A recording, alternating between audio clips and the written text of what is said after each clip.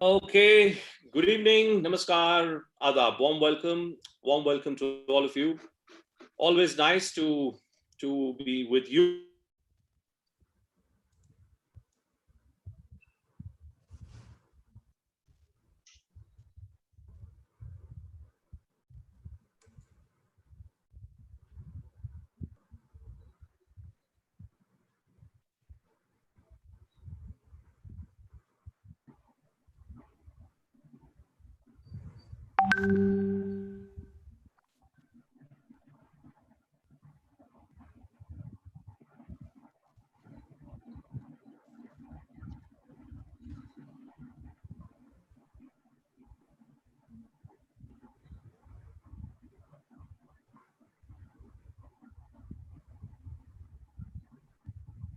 all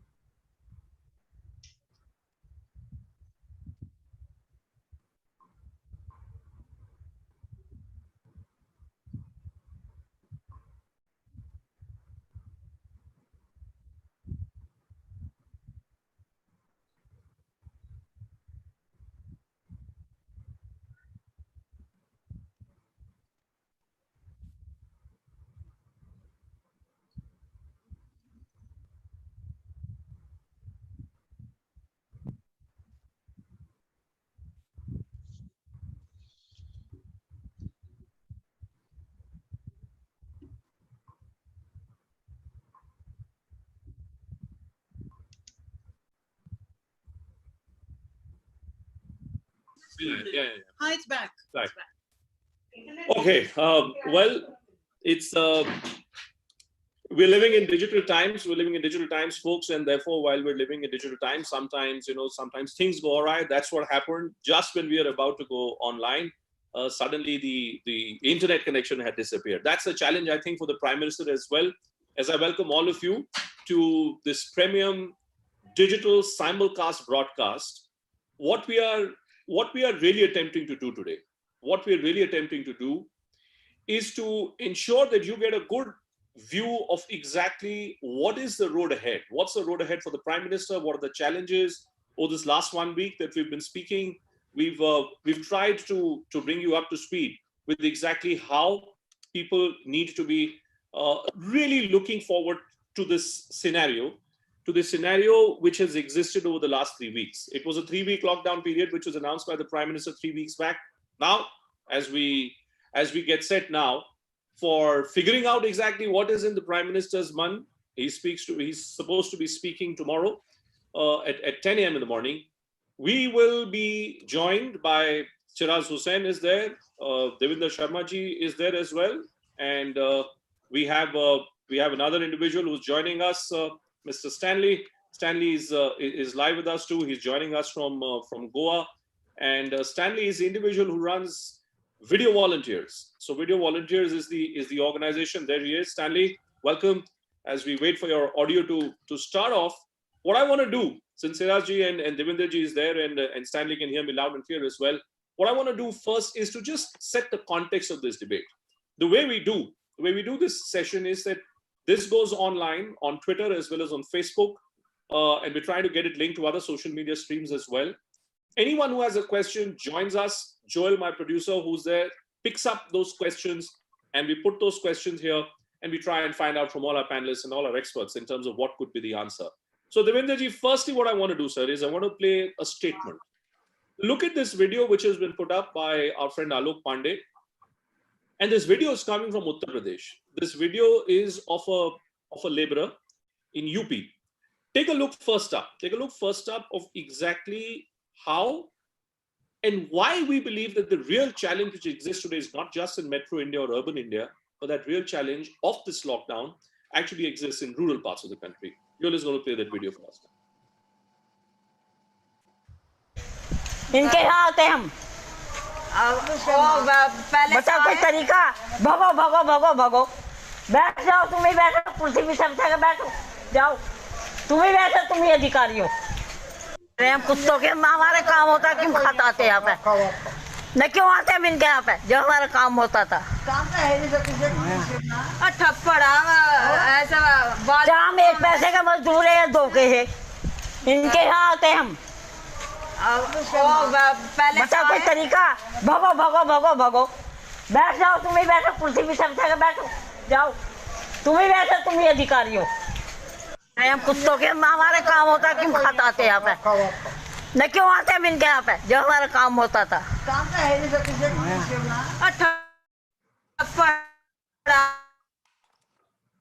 नहीं this is a video which came एक पैसे का मजदूर है this video, we can pause this video.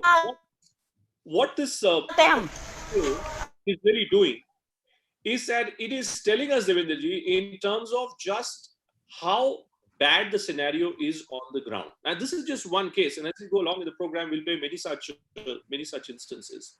Explain to me, Devendraji, why is there a sense that we've not managed to look after our farming class adequately during this lockdown period?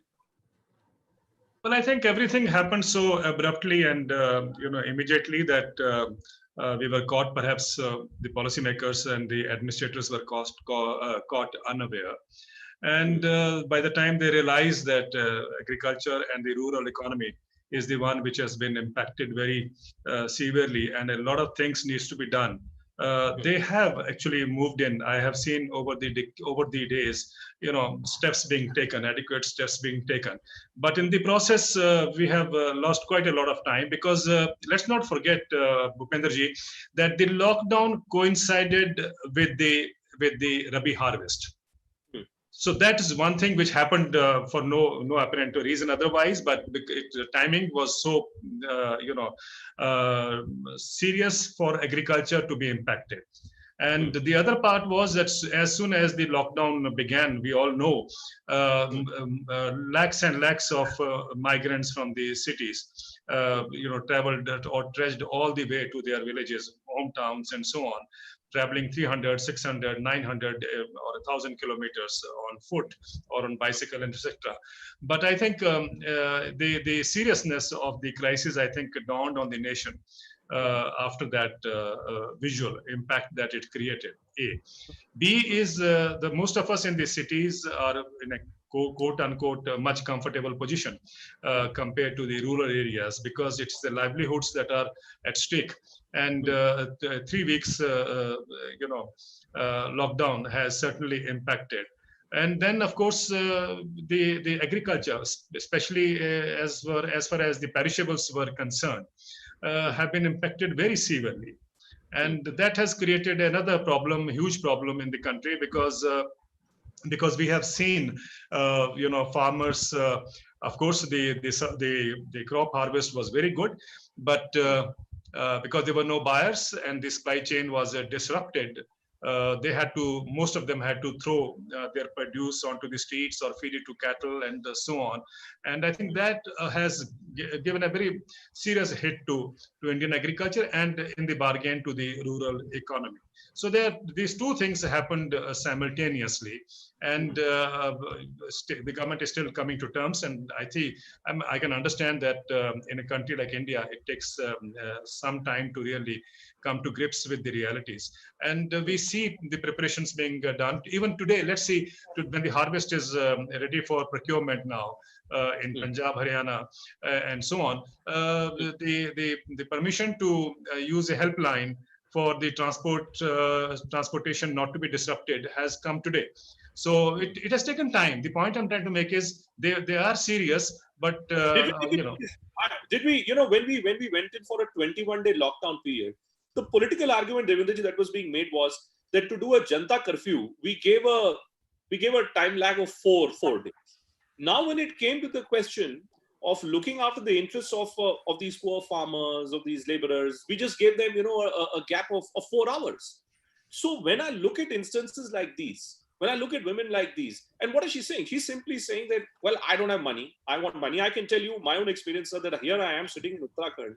I'm in Bhimtal, and I try and speak to as many farmers and people who are involved in the rural economy as I can. And I pretty much get a similar sentiment that the government did not have a backup plan.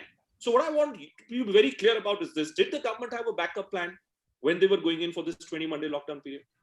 I have my doubts. That's what I said initially, that everything happened so abruptly that the policymakers as well as the administrator perhaps were caught unaware. And it took them time to really come to grips that there is a crisis on hand and we need to address it. I remember the first notification came on 27th. If I'm not mistaken, Siraj Hussain can correct me. And then, of course, we have had series of notifications coming in, easing one step or the others, taking another step and so on and so forth, allowing the pesticide and fertilizer companies to open up, and then of course the dealers to start, and then the mechanics to open their shops, and all these steps happen step by step. So it has taken a long period, but that was the period when the harvest was happening. That was the period when the harvest was being impacted, and that is the time lost. Now you can't reproduce that harvest again. Which is gone is gone. So, and also, as you rightly said, there's a huge liquidity crisis. Which means people are short of cash very severely in rural areas. And what you said is very right. Just see, the government announced a stimulus package for rural areas, and part of it was, addressed to the Jan Dhan accounts, and especially women account holders. And we saw that what they allocated was 500 rupees per month. And look at the queues that we are seeing in front of the banks, the pictures that are coming up. If people can really line up before the banks for just 500 rupees, you can see very well how severe is the crisis in the rural areas as far as the cash is concerned. So yes, this lady is right. This lady is very right when she says that, she doesn't have money. And the good thing that happened, I think let's also acknowledge that, Bhupen, is that we were saddled with huge food grain stocks. That's a very positive development. I think we are blessed. We are blessed because the kind of stocks we had, at least we don't have to worry about the resulting crisis that can emanate from food not reaching people and so on. Devendraji, can I just hold you for a moment? Yeah. And I just want to, before I bring in Siraji, I just want to bring in our friend Stanley here. He's joining us. Stalin is joining us live. Stalin, now these are pictures which your video volunteers has got, and I must compliment you on the outstanding work which is being done by video volunteers, giving us voices and stories which we otherwise just don't hear. There is Devendraji, who talks about the good thing is that the crop is standing. Now tell me about the story about these pictures. These are in Maharashtra. Which part of Maharashtra are these pictures from, and what do these pictures tell us? Thank you for having me, Bhupendra. Unfortunately, these pictures are not standing anymore. These crops are not standing anymore. These are dhania, coriander, guarfali, and one more chili plants, I'm guessing. That are growing in Wale district, which is a vegetable hub, and also an Anjeer hub in Maharashtra. And these pictures were taken 2 days back. If you scroll through this picture, so these were fed to goats and cows because they could not be harvested. The flowers that you see on the current picture are the picture one before that is dhania. And as we all know, once dhania starts flowering, it becomes useless. So it had to be fed to cattle. Now there's one more picture that was taken today. That's when the farmers were compelled to plow the whole field, keeping it ready for the next season because they do have tractors. Now, this also is an example of how everything was there, the produce is there, but the transportation lockdown stops them from selling. Now, one day before the lockdown, this particular farmer was able to go to the market and sell, but the next day onwards, obviously, there were blockade, police stopping them, obviously, for obvious reasons, and this entire area got shut down. Now these are the same farmers who, in the last season, had to throw onions and tomatoes on the road because of the price that they were not getting the right prices. So, unfortunately, with COVID, these farmers are affected now twice in the same year. Or same That's Sirajji, let me bring in then Siraj Hussain on this one. See, Devendra ji makes the point that the government basically woke up a little too late in the day. And our friend from Video Volunteers makes this point that this crop was ultimately fed to the goats and the wild animals. So Sirajji, मेरा कहना ये है कि अगर हालात ऐसे थे, तो क्या ये बेहतर, क्या हम लोग क्या अभी, is there some possibility of some damage control? And if so, how is it that farmers would have lost their crops like this anywhere in the country? How do you take care of the interests of such farmers, Sirajji? See, there are two things. The first thing is that the union government did come out with very clear guidelines on 31st of March as to what should happen to the agriculture sector. These guidelines very clearly said that all the mandis should be allowed to function, all the transportation should be allowed to go, farmers should be able to sell their produce, etc., etc. Now, unfortunately, what happened was that these guidelines were not implemented at the district level by the police force and the district administration. And I'll tell you the reason. In my view, I'm wrong. Your viewers may not like it. The difficulty is that from the center, from the union government, it was a joint secretary of the Ministry of Health who was holding a press conference every day. Now, in my view, it is not a health issue. It is not only a health issue. It was also an economic issue. Therefore, I felt that if the daily press conference was held by the cabinet secretary, then the state collectors, the superintendents of police, etc., would have allowed the movement of perishable products, movement of food items, to not have closed down the mandis. You see, what has happened is that because of the restrictions put by the district administration at various levels, farmers could not sell their produce. Now, the second question you asked is whether anything is possible now. Of course, the government has come out with a number of ideas to help these people. And I think the first thing they should be doing is to implement the orders of 31st March and allow seamless movement of agricultural produce and all food items, irrespective of whether it is essential, non-essential, grocery, etc. See, this entire confusion has come because the government of India used different terms: food, essential goods. Now, for a person who is 80 years of age, he does not have any at home. Is noodle an essential commodity? Right. So they should allow movement of food, transportation, seamless transportation, efficient functioning of mandis. That's where the problem is. That's where the problem is, that the whole issue is this, that when it came to the question, basically when it came to the question of looking after India's interests, maybe we panicked, and maybe we rightly panicked, and therefore we went in for this extended lockdown. But then where have we reached? This is the reality, and this is a graphic which we got from Azadpur Mandi. Now, what is the reality?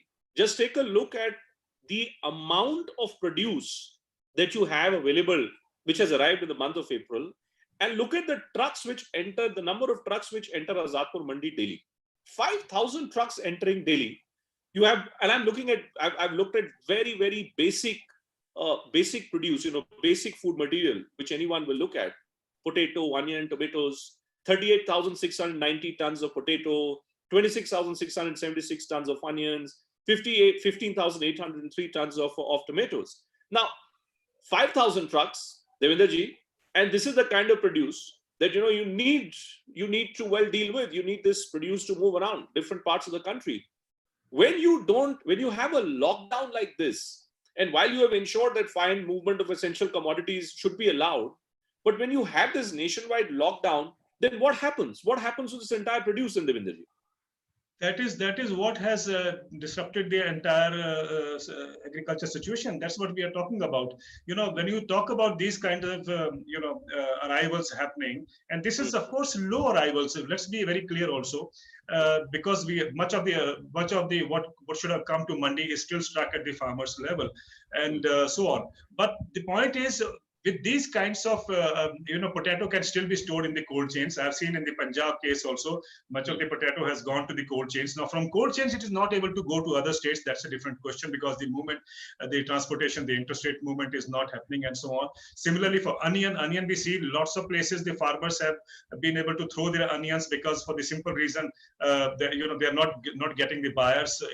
We have reports about onion being sold at 5 or 6 rupees a kilo. Tomato has been in a bad shape, because various places I see reports which are saying that tomato has been fed to cattle, and or has been dumped even in the Kolar region of Karnataka, which produces a whole lot of tomato, which are exported also. Exports are not happening. The quantity is lying there. The farmers, there's a crash in the prices. The farmers have suffered a lot. It is not only with these kind of crop. Look at Alfonso mangoes. Look at grapes.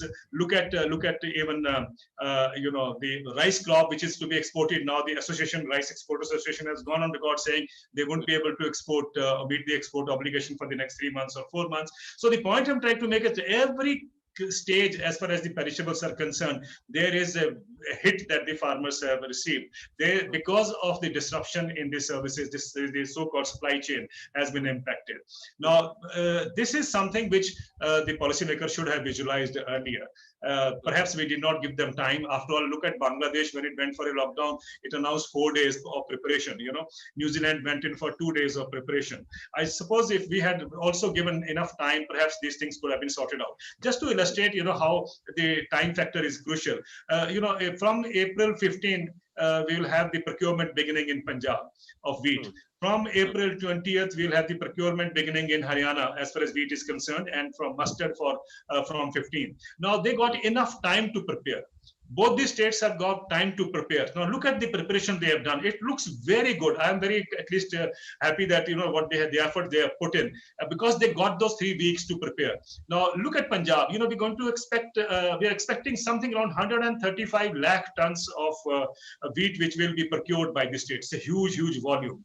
And if you look at Haryana, it will be roughly about 85 to 90 lakh tons. But because they got the time to prepare. Now, everything seems to be falling in place. And the preparation is, if you want me to spell out what they're planning, then I think the Punjab is a classical example that they normally have about 1,825 purchase yards or mandis in the state. And this year, to ensure that the crowding of mandis don't take place, we maintain physical distancing and so on. So they have doubled the number of purchase center, turned the rice mills into temporary purchase units for wheat, taking wheat, or farmers can come and sell wheat. So this has split the kind of a crowd which should have come to those 1,800 odd mandis, and this would mean that now physical distancing could be at least attempted in a serious manner. And then they are also ensuring that the farmer will get a coupon so that he arrives on a particular date, a particular time in a mandi, and he brings only 1 truckload or trolley load of material, so that there is no everyone gets a chance, and then he can go for some more coupons also, whatever. But the point I'm trying to make is that this is the way things should have been planned, and because the states got the time to plan, they have been able to. We do conclude that the problem has been that people have not really thought this through. I take this point that this whole lockdown was not thought this through. I think what happened is that as we went along with the lockdown, and as you were looking at what was happening to the number of positive cases, the number of deaths, somewhere the interest of the farmer, I think that got left behind. But Stalin, look at the figure that I have right now, the year-on-year food production, Stalin. Now, when I look at this year-on-year food production, and these are all figures that we've got from Parliament. There was, by the way, there was a question that was raised in Lok Sabha this year itself in February about what was happening to the amount of food grain which was being produced in this country. And we got these figures from there. Now, I would have liked it if, as Siraji was pointing out, if the Agriculture Secretary or the Agriculture Minister would have come forward and they would have said that, what did we do with the produce which has already reached the mandis? Because if you go in for a lockdown like this, you put a bar on the movement of vehicles, and that produce is going to get wasted. So what I want to understand from you, Stalin, is that while we're looking at this national picture and year-on-year picture, and I'm trying to bring in data, what is it that's really happening, say, in states like Maharashtra, where you focus on, or in Goa for that matter? Are farmers really a beneficiary of the kind of relief which the center wants us to believe is being given to them? Or are the farmers really struggling and they just don't know what to do with the produce which they've already got? It is different in different places. Goa is slightly different because Goa's community farming is pretty big, and most of the farmers in Goa would be happy to sell their produces right outside on the road. It's a tradition here that you walk out to the farm next to yourself and then you buy fresh produces. That is not the tradition in big cities, big states like Maharashtra, UP, Bihar, Jharkhand, Odisha, West Bengal, where we are working. And there the mandi becomes a huge infrastructure that the farmers have traditionally depended on. So we talked about very good points were made about callous or not so sort of planning without any foresight. But the point here is that as we learn from every day of the lockdown, and we are learning every day, I'm sure, are we now correcting our steps going forward? Now that's the crucial question here. Are we correcting our steps? I don't see the manifestations of corrected steps as yet, but I do hope that they will be arriving really, really soon, particularly for the agrarian communities. Now, on the ground level, there's two things that are going on. One is, as we have discussed, the agrarian communities have lost the produce, and they have to throw out the produce. They have no income, therefore. Secondly, they have to stand in line for the same food that they would have otherwise used, right? And then they get beaten up, or they don't have enough ration cards in the house, or they were dependent on somebody else's tube well water, who will now not give any more water because there is this rumor going on that there could be a water shortage soon, or pre-existing prejudices based on your caste and religion, other identities are also showing up now much more sharply during a crisis. So there are these added things, and as someone has really pointed out here, this should not have been seen only as a health crisis. This is a crisis that happens with social isolation. I mean, it is an interesting word, social isolation. We are supposed to practice physical distance and social solidarity. Social isolation in this country has a very bad connotation. Social isolation is what we practice for years and years and years, which is called the caste system. This is not the time to practice social isolation. This is the time to practice physical distancing and social solidarity. I think the social solidarity business is high in urban areas. I agree. Social solidarity is a good point.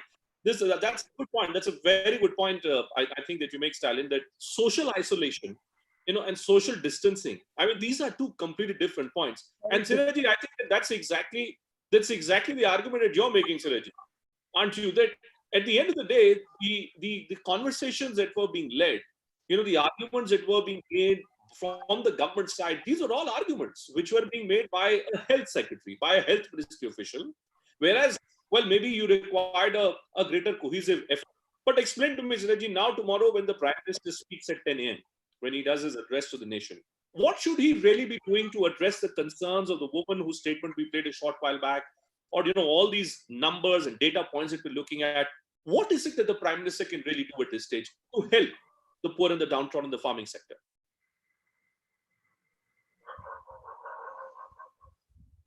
Siraji?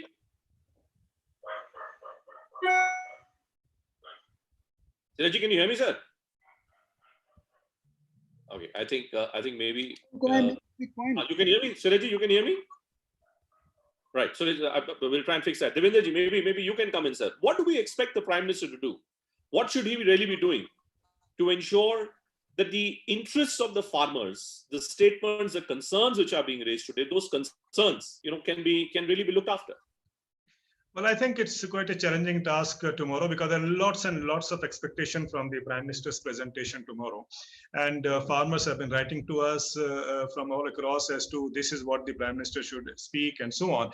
But essentially what they want is that there should be a clear-cut understanding that should be conveyed, that agriculture, the farming sector would now be maintaining the physical distancing norms. We would try to see that the entire stream, the supply chain will now work, and all those steps that needs to be taken, I think needs to be spelled out, and the kind of assurance given to the farmers that their operations would not be disrupted, or there would be all efforts to streamline that and see that there is no hiccup at any level, because we have already had enough of the distortions happening in the last 3 weeks. Also, there is a lot of expectation of the Prime Minister announcing a kind of economic stimulus package, or a revival in the economic stimulus package, or perhaps indicating that this would be coming forth in the days to come, because as we have been discussing for some time now, that the hit that the farmers have received, especially in the case of perishables, is something that needs to be really explained to them, that you will be also adequately compensated for the loss you have suffered. And this is not a small loss, because I see across the country. That's the crux of the argument. Do we have any idea? Can you give me a number, an estimated loss that the agriculture sector would be looking at in this 3-week lockdown period, sir? I haven't done that kind of analysis, but I think it will be difficult to do it given the lockdown conditions already prevailing. Only the state can come and tell us what losses have been suffered, but I feel that is still something that we should work on.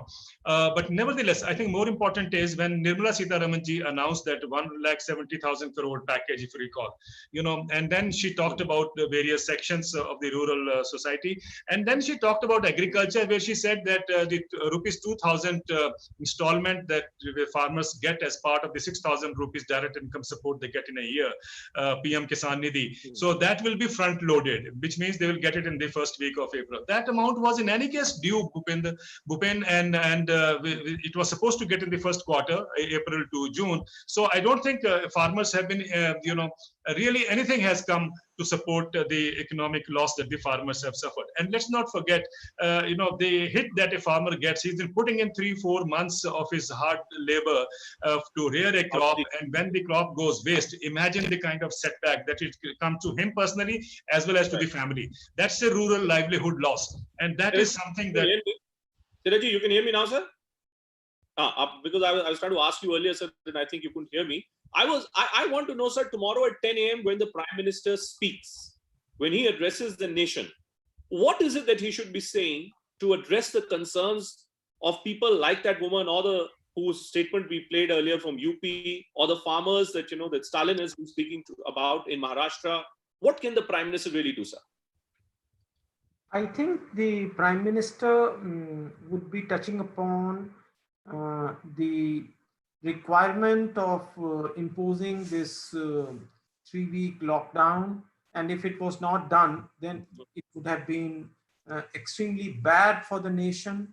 And I think he's also going to announce a gradual opening up of the economy, especially the food sector, the agriculture sector, parts of sport sector, etc., especially in areas where the COVID-19 situation is not very bad. And now, in addition to this, he may touch upon a fresh economic stimulus. I'm not very sure if he's going to announce that, but in any case, some indication may come how what the country should expect from the government. I think that the union government in itself hasn't done a bad job as far as issuing orders is concerned. The failure is that the states were not somehow persuaded enough, or they were not communicated clearly enough that these instructions are to be actually followed. So if that's where we are, if the states were not clear, and it's while we're looking at the interests of farmers, let me also just play one more graphic, and it will give you how bad actually the situation is, across different genres. So Siraji is absolutely right that the Prime Minister has to go in for some kind of graded opening of the economy. Joel will put up this graphic, and you look at what is happening to passenger vehicle segments, the domestic passenger vehicle sales. Just look at this. One of the biggest parameters in India. We've looked at the farming sector, we've looked at the agriculture sector, but these are figures that we've got from the industry body SIAM. Domestic passenger sales down 51%. If you're down by 51%, we don't know what to do. Well, we certainly have come out second best when it comes to looking after the interests of farmers. Maybe we should have acted earlier. Then maybe we wouldn't have been raising this question that you need to give them more subsidies. On the automobile sector also, which was anyways, it was bleeding. Now with this kind of a scenario where domestic passenger sales is also down 51%. So I want to know from you, Stalin, that if all sectors are struggling, the producer is struggling, the consumer is also struggling, do we then say that within the lowest strata of the society and even the middle classes, the upper middle class to the lowest strata of the society, are we looking at a scenario which is well an extended, possibly recessionary based scenario? Well, I think there will be a temporary recession if you look at all the industry that has taken a hit or probably are in a hiatus.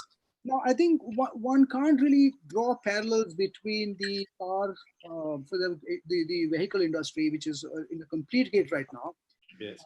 and their ability to bounce back, and an agrarian crisis which takes decades to bounce back.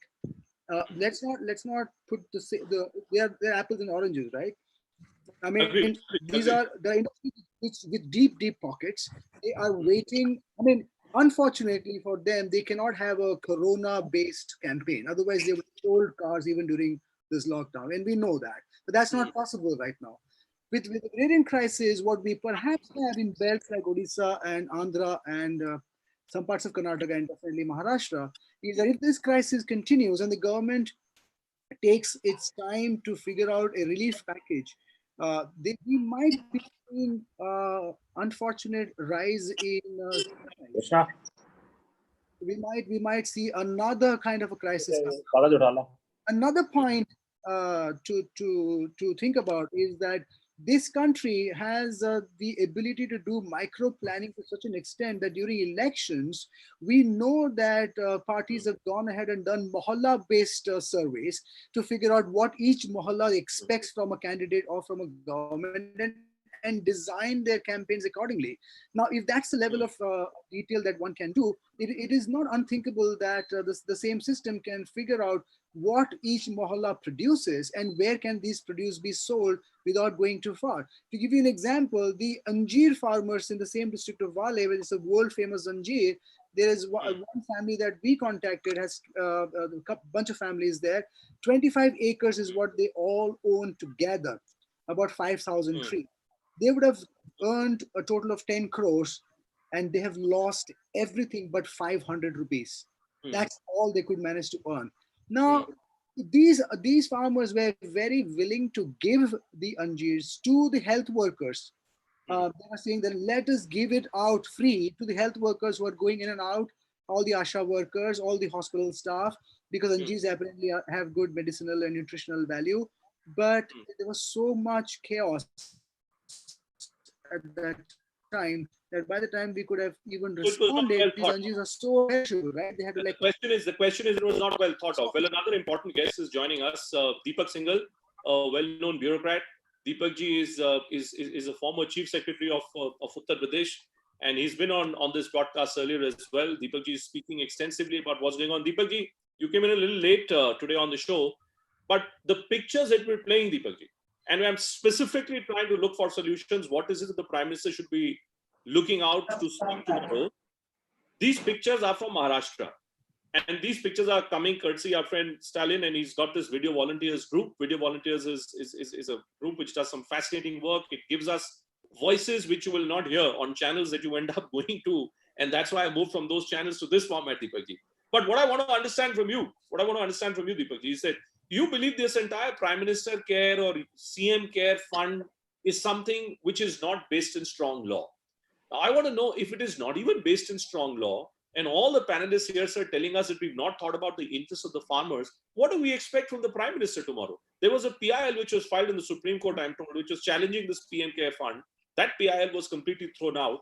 How can the Prime Minister help the poor, the downtrodden, the farmer class in this country, which according to Stalin is a class which will take many, many years to come back, to bounce back? It will take the farming community many, many years. What can the Prime Minister do? Good evening, Bhupendra. I'm sorry I was in some other interview somewhere, so I joined late. But one thing I can tell you is that this is a time has come that we have to make a balance between life and livelihood. And I'm sure what I'm seeing the pictures, definitely the ground reality is that because of this crisis and complete lockdown situations, migratory laborers, lack of market to the farmers, there are a lot of issues which have cropped up. But you know, at this stage, when we started off with Jaan hai, Jahan hai, and now we move to Jaan bhi, Jahan bhi, I'm sure India will be able to find out this kind of solution to this crisis in coming times. I can't foresee that you will take years to come out of this. We should pray all to God, because you know, someone was jokingly telling me that with this corona crisis, nature has given a lesson to the humanity that how do you behave with me? The rivers have become clean.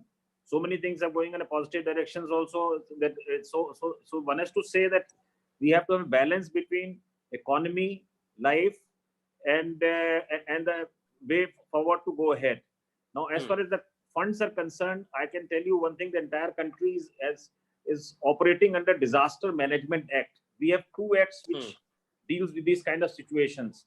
One is called Epidemic Disease Act of 1897. Second is the Disaster Management Act of 2005. The Home Secretary of India has issued the notification under the Disaster Management Act, under which we are operating, the entire country is operating, and which is overriding against all the provisions. There is a provision under the Disaster Management Act that there can be a disaster response fund, there can be disaster mitigation fund. And at this stage, if you carefully study the entire act, you will realize that there is ultimately everything has to boil down to the district level. Rest are all supportive and advisories, because like unless until the central government supports the state governments in terms of resources, or the state governments have a disaster management plan, nothing will move on the ground. So at this stage, my only as a bureaucratic thought is that because it's not a short-term problem, and at the micro level, I was listening to other panelists, the only solution is that once you have a clean control room, large control rooms, war rooms, identifying every human being in that district at Tehsil and Thana level, and do a short-term and long-term planning till we have a medical solution of this kind of threat to the humanity. So we have to do a long-term planning. And secondly, we have to tell to everyone that we have to learn to live with this kind of problem. Because you understand, there is, unless until there is a medical solution of this kind of problem, nothing will happen. And tomorrow, everyone is looking forward to Honorable Prime Minister is the economic package to the various stakeholders. Because we have been getting a lot of packages to the already poorest of the poor. But I told at the time also to you, there are a lot of people in India who are not covered under any scheme. There are rickshawalas, tangas walas, there are ready walas, there are cobblers in the street. There are so many people in India who are not covered under any scheme. There are a lot of people who are facing a lot of kind of problems in these kind of lockdowns. So all sections of societies are looking forward to the Honorable Prime Minister that what kind of packaging, economic packaging take place in coming times. And unless until, you know, the lockdown is also has to be, you know, the decision to take a lockdown into a district or to uplift the lockdown, it has to be left to the district magistrate. My point. In totality, and he has to analyze. Yeah, Deepak, but here's my point, and I want Siraji to come in on this one, because I want to just play one more graphic, and it will really explain the challenge which exists before the Prime Minister. We've looked threadbare as to the problems which are being confronted, which are being faced by the farmers. But here is the other problem. Siraji began this session by saying that well, maybe the Prime Minister needs to go in for a graded economic activity. Now, this data, it tells you about confirmed cases in India as of April 12th. Now, what is happening is this, that look at where we were on the 25th of March and look at where we are now on the 12th of April. From cases doubling every 3 days to cases doubling every 5 days, we've now reached a scenario where cases are now doubling after a great gap of almost 8 days. So we've crossed that week-long figure as well. This is about the number of confirmed cases as of now, without bans, expected cases. You know, I mean, if you were, I mean, imagine if you were, look at what this data says, and this is coming from Shamika Ravi. She's been putting up all these figures. Without bans, the expected cases are likely to be 478% higher if you don't have a ban. 53,219. I mean, that's what the Prime Minister's challenge really is, Siraji. If he goes in for graded economic activity, then this is the danger that you're looking at. If he goes in for a complete lockdown, this is the number. If he goes in for, well, some kind of a reduced lockdown, then, you know, then maybe somewhere around this number. What is the solution then, according to you, Siraji? I think a complete lockdown or continuation of the complete lockdown is not on the table right now. We have to open up. Of course, it cannot be opening up of the entire country at one go. If we do not open up, then I'm afraid we will see food shortages, we will see farmers' distress. You see, as Mr. Sharma was mentioning, the next 3 weeks, we are going to procure some 130 lakh tons of wheat in Punjab. This wheat has to be moved from the mandis to the warehouses. It has to move out of Punjab. Now, all this cannot take place in a complete lockdown. So lockdown has to be lifted. I think the Prime Minister is going to take the nation into confidence that the areas where the cases are still coming will continue to remain under lockdown, while in other areas, there is going to be a gradual relaxation. Certain things can wait. And if I can give one unsolicited advice, it is to keep all the religious places closed for the next 3 months. Keep all religious places closed for the next 3 months. Yes. Why? That's as contentious an advice that I have seen in a long, long time, Siraji. But why do you say that? Because you believe that people will all go. You know, we've seen what has happened in Markaz in the United Kingdom. I'm being told that, you know, followers of ISKCON temple have ended up getting themselves into trouble. You believe that we can deal with everything but religion. Is that what you're fearing, sir? Yes. In fact, Markaz got a lot of publicity, but there, you know, that there are a whole lot of places in India, religious places, where many, many more times people gathered, and, you know, we do not know who infected whom. So, you know, the bars, the malls, the picture halls, the religious places, you know, these would be the last to open up. They should be the last to open up. All right, Siraji, I'll let you go. I know you have to go. Thank you so much. Thank you so much, Siraji, for joining us. I'll let Siraji go. What we really want to know in conclusion, and I want to begin first with you, Stalin, is this, that I'm looking at a whole range of questions which are coming up on Facebook. You know, both on Periscope as well as on Facebook. Look at a question, and maybe Deepakji, you can take this. This question is coming all the way from Varanasi. This is Vishakha Bandwal. She's saying she is from Varanasi while she supports the Prime Minister.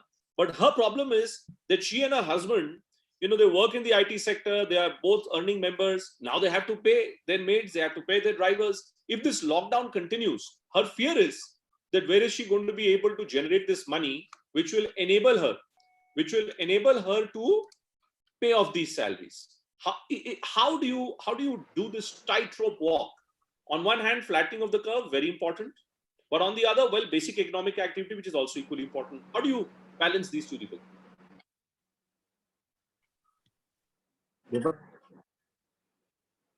Yeah, Deepakji.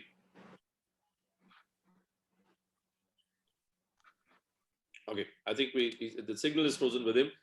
Maybe, yeah, Deepakji, now you're back. Yes, Deepakji, go ahead, sir. You know, as I mentioned, Bhupendra, and I might like to repeat it again, I'm giving a practical example. For example, there are IT professionals available in every district. Now, you have to reorient your thinking process, and you have to work out your way of life depending upon the situations. Now, that is the reason I mentioned repeatedly about the Disaster Management Act. It says under section 35 and 36 that district magistrate will make a disaster management plan for a district. Right. Now, if you make a control room in Banaras where you employ, say, 100 people of IT professionals of a different kind and make an arrangement for them also to earn something out of it, there has to be a policy of the governments, which I've been suggesting also to the relevant levels, that once you have these kind of mitigation funds available at the district level and relief funds available to the district magistrate, he can work out strategies for all cross section of the people at the micro level. Because, you know, as I've been telling, that if you say once that lockout should be lifted or not lifted, this is a very general kind of word. And graded lifted, not graded lifted. Urban area, the strategy has to be different. Rural has to be different. Hotspots has to be different. And different industrial area has to be different. So let it be discussed between the stakeholders and the respective district magistrates and police chiefs of the local level. This is a time of almost like a disaster is a kind of emergency. It's not like a routine economy. So once you have a kind of this emergent kind of situation emerging, all stakeholders can come forward, and for solution of these problems, the biggest thing is a high quality control room, at least managed by 200 to 100 people at the district level, tehsil and block level, who are connected. You are connected to me from Almora. Now, why can't they be connected to every individual who can be connected to a district control room where he can give an Aadhaar card and a mobile number, and there can be response? Nowadays, a lot of problems. I can tell you one more problem. Water level is going down. Yeah, so much of washing of hands. You've been talking about how do you, water level, this excessive hand sanitizer. Final question to you then, Stalin. Since you're getting feedback from the ground, and Deepak is giving us this bureaucratic view today, between agriculture economists, between the bureaucrat, I got a full rounded view in terms of where the real problem is. Do you think, Deepak ji's view is that it's not as if it will take many years for the farming sector to bounce back, but do you think the damage which the farm sector in India today has been subjected to, do you think that damage is so huge that we really in for a protracted, long, very, very long road to recovery? I'm quite optimistic. You're optimistic. Quite optimistic. So basically, I strongly feel that we should wait and watch for additional 15 days, depending upon the local situations. And in fact, we should not be thinking that all crop cutting in Noida has taken place. So it is not like that the crop cutting has not taken place. The crop cutting, but now the biggest challenge of crop is to go to that is getting packed and going to the mandis and getting the rice price. That's the whole problem. That's the whole problem. Stalin. The setback is huge. And we, as someone is already, my fellow panelists have said, we don't even know the total cost of the setback as of now. But that doesn't mean that it cannot be bounced back, because unfortunately for farming is a twice a year activity, or more. Even if it is without irrigation, it is once a year activity. So it gives you a cycle. It gives you a 6-month cycle to turn around.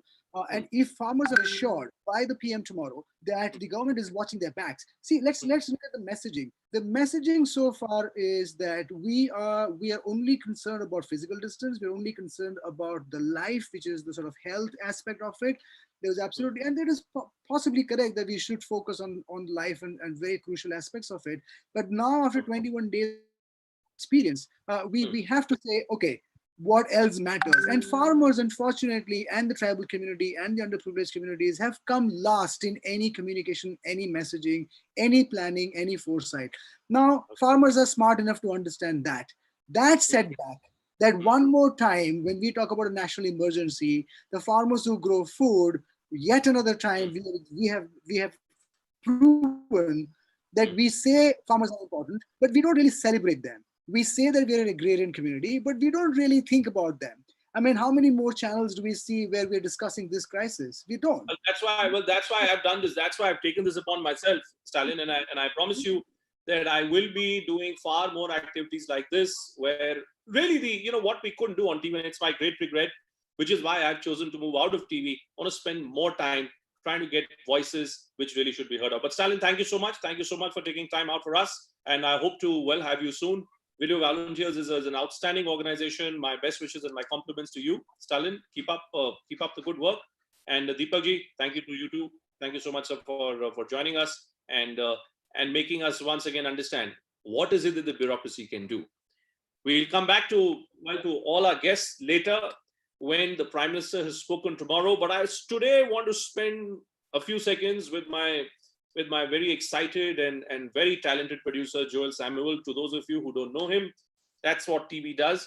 So Joel was the person who was my producer for all these years on Viewpoint on TV, on CNN News 18, and both he and I have chosen to move away from CNN News 18 for various reasons. I'm here in the hills. Joel is there in Ghaziabad. I can get some mountain view. Joel can't. But I want all of you to know today exactly how this world post-corona is changing. Here I am sitting on a mountain peak, and I just have a home broadband. There is Joel. He's sitting in Ghaziabad in his apartment. Joel, exactly how are you pulling off this magic, my friend? Because my Facebook feed is packed. It's packed with people asking questions and people wondering exactly how we're managing to pull this off. What's the magic, Joel? There is no magic. It's just use of technology. It's a simple use of technology which is available and everybody is using it. Schools have modified their education pattern. There is online classes which are going on. Similarly, this way what we did was we took the same thing and we are doing a multi-streaming, which was the key concept of this particular thing. It was not supposed to be streaming privately. It was supposed to be streaming publicly. So what I did was a little bit of jugaad in my study room, which I have, and I'll just show you what kind of a jugaad it is. There is a desktop. Right. Wow. So this whole program is being done just with 2 computers, Joel. And the other one which I'm holding. Just 2 computers. Wow. Yeah. 3 computers, and we are multi-streaming through Facebook, through Periscope, that is Twitter, and through YouTube Live. And soon we'll be on Instagram and on LinkedIn and other platforms also. So this is going to go a long way. This is going to go a long way. Thank you so much. Thank you so much to all of you for joining us on this broadcast. 10 a.m. tomorrow is when the Prime Minister speaks, and Joel will pull that placard out once again of what Talk to Bhupen is all about and how can you, what are the platforms. A lot of you have been asking this question to me on various social media platforms as to where are you going to see it? Do I have a website? Yes, I do have a website, and I will be linking all this. I'm here now to carry out experiments. The world of news has to change. The world around us is changing. And if anyone tells you that the world around us is going to remain static, it's not happening. It's a dynamic, evolving world. And Talk to Bhupen is just the first step that we've unveiled for you. 10 a.m. tomorrow, the Prime Minister speaks. We'll be back tomorrow night at 8 o'clock, figuring out exactly where are we on the road to recovery in this battle against Corona. Thank you so much. Thank you so much to all of you for joining us.